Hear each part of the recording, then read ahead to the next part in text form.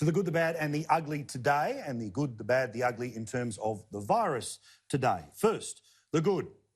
There is some very good news when it comes to a vaccine, an Australian vaccine. University of Queensland has apparently had phenomenal success with what they have been looking at, phenomenal success particularly with animals that this has been trialled on, and phenomenal success when it comes to humans. Basically, no problems, no side effects, no issues. Well done to all of those very clever people. Now, at the other end of the scale, not so clever, are the millionaire class who thought that they could get a yacht to go from Melbourne and to be able to stop a few times up the New South Wales coast and then eventually be able to, well, sun themselves in Queensland and nobody would notice. Thankfully, people did along the way, and they are now in hotel quarantine for the next 2 weeks. I really hope that they can't change the channel and they're watching us right now, you assholes. Roll the tape.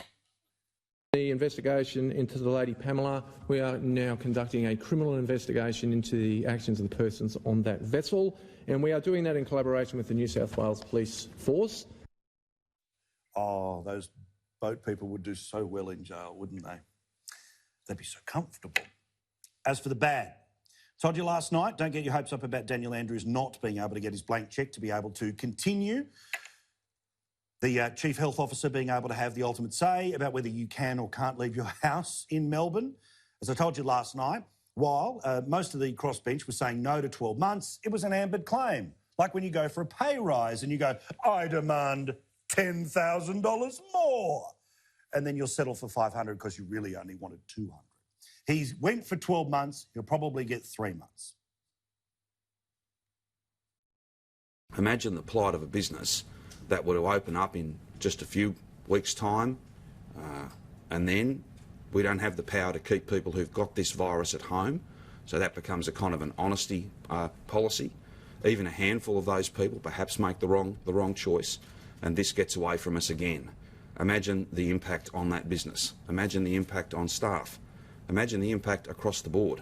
There are some basics here, and the ability with legal authority to make sure that someone who is positive with this virus stays at home and stays safe away from other people.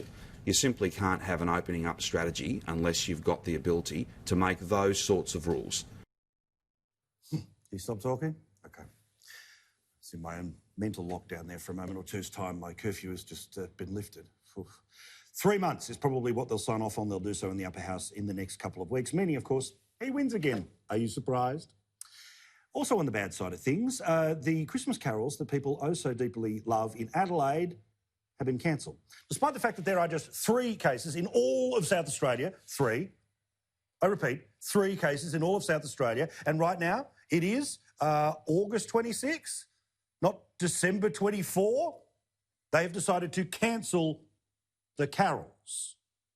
As for the ugly, the fall guy of the Victorian hotel quarantine mess, Andrew Crisp, well, he was before the parliamentary inquiry that tripped up Andrews just a couple of weeks ago. The fall guy, because he was the one who was chairing the meeting that made the decisions about the security guards, well, he dug even deeper about the ADF and the lack of them being used in Victoria. I don't recall any direct offer being made in relation to hotel quarantine. You don't recall, or you weren't offered. They're two different, quite different things. With the meetings on the 27th and the 28th of March, when we were standing up Operation Satyria, there was not an offer from the ADF in relation to support for hotel quarantine, and nor did I request that support. Okay. If you're old enough, you will get this, but do you remember when there used to be the picture of the lady in the shops and she had the big grey bar across her face for shoplifting because they wanted to keep her identity? That's what it made it look like they just did to that guy when you're giving evidence via Zoom but the host had muted you. I'm sure there's no allegations of shoplifting, and if there were, Daniel Andrews would be able to get you off, don't worry. I joke, Twitter, I joke. And just finally, let's talk about the riots that have been happening in the United States. The ugly side of what we showed you at the start of the show. This is when things are particularly out of control, yet again in Oregon.